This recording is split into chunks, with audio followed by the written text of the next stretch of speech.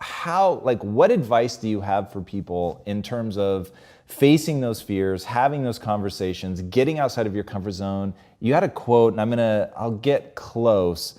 It was like, part of the reason that people don't take the leap is because you're stepping outside of your zone of certainty.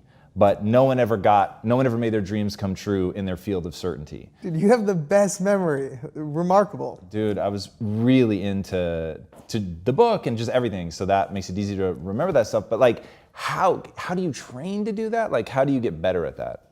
So something that I've learned from, and over the course of the journey, there's the people who I spoke to for the book, but there's also people who I got incredible advice from along the way.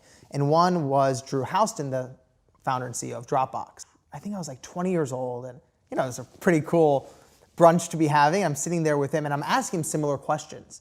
And he told me something that was amazing. He said, the problem people have with dealing with uncertainty, which is uncertainty is entrepreneurship.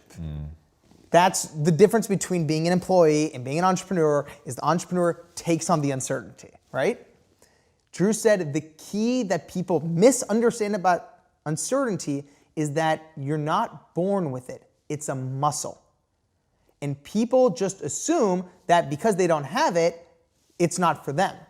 He said, if you think of uncertainty as a muscle and you train it like a muscle, things start changing. Let's say you haven't worked out your biceps. You don't go to the gym and just start lifting the 60-pound dumbbell. No, you start with 2, and then you go 5, and you go 10, and then you take, a couple days off. You have to, have rest days.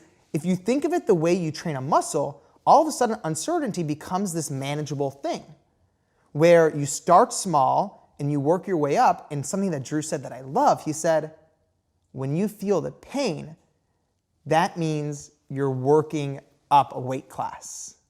That's cool. And then he said, when you pull a muscle, like psychologically, if you've taken on so much uncertainty that you're having a panic attack, you're way too high in your weight class, tone it down a little. It doesn't mean it's not for you, but if I've done it, you're lifting weights and you pull something, all right, you're gonna go down maybe 10 or 20 pounds the next time you go into the gym. And then you work your way slowly back up.